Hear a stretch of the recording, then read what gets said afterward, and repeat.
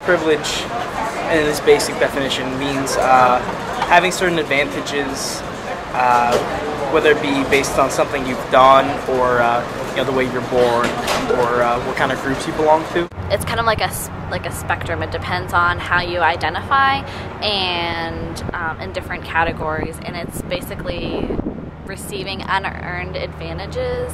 So you're just born into those advantages based on how you identify in different categories. So for example, I'm a white heterosexual female who's able-bodied, so that situates me in the fact that I have some privileges in being white and heterosexual and able-bodied, but also that I'm female.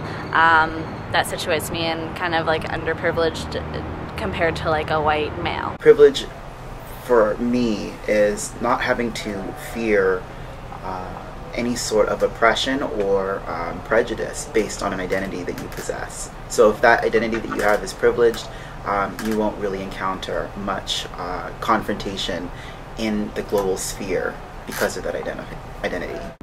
Privilege is something that people are kind of born into, and it's unearned, and it has to do with things that are out of their control. Privilege to me is like, I guess it's other people having the preconceived notion that you're better in a certain area. Coming to college, I didn't really understand what privilege meant because I was surrounded by a lot of people who were like me, kind of like small town, Western New York, nothing special, like anything, and everyone was pretty much the same, middle class, white.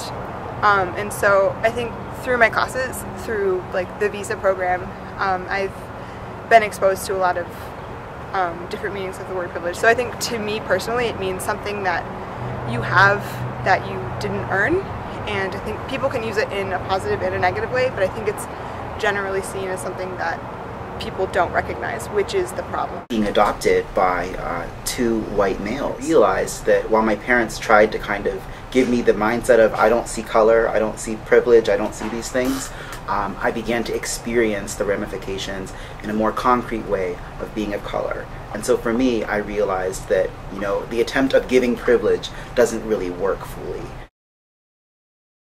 So on our campus mostly, I think privilege shows up among those who have higher economic social standing and are part of a race that is dominant in America. And so those are the white upper class people, and that is something that Allegheny recruits naturally as a school situated in northwestern Pennsylvania with a ticket price, a tuition as high as it is.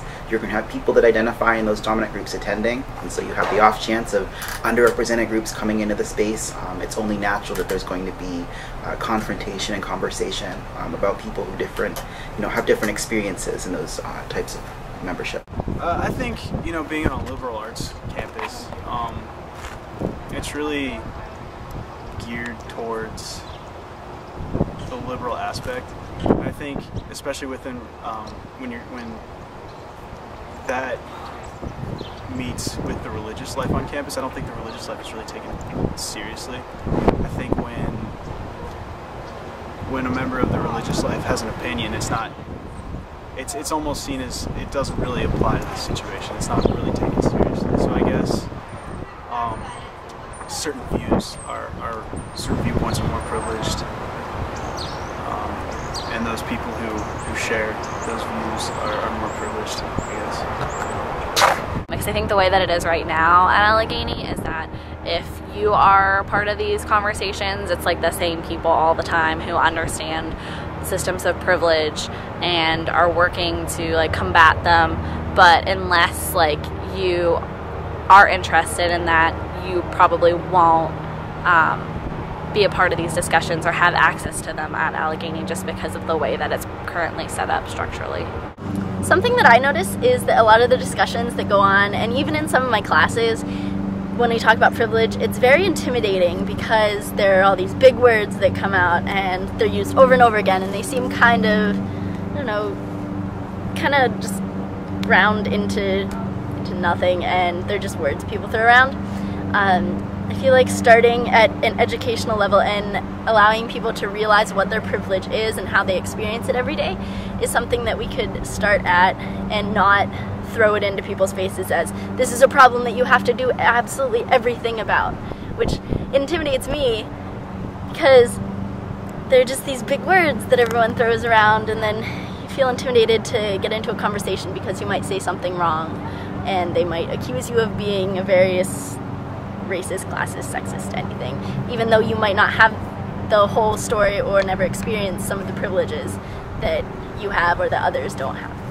It's shown as it's not talked about enough, in people aren't recognizing the things that they have that they didn't earn. And I don't think it's necessarily a bad thing, but I think it needs to be more recognized. Like example, for like when this article came out, people just kind of like there was like backlash against like Asha for saying that she was upset about something, and people not really understanding why, because they're in a state of privilege where they don't have to necessarily be aware of their race all the time because it's a predominantly white campus. If you start to just like take your heritage as something that is exclusive, you claim exclusive rights to doing something, to hitting yourself and making a beat, or to, for a certain hairstyle. I mean, I'm just that might sound insensitive, but like seriously, if you claim exclusive rights to that, I don't think that's conducive to any kind of you won't be able to open a dialogue, because other people will see that as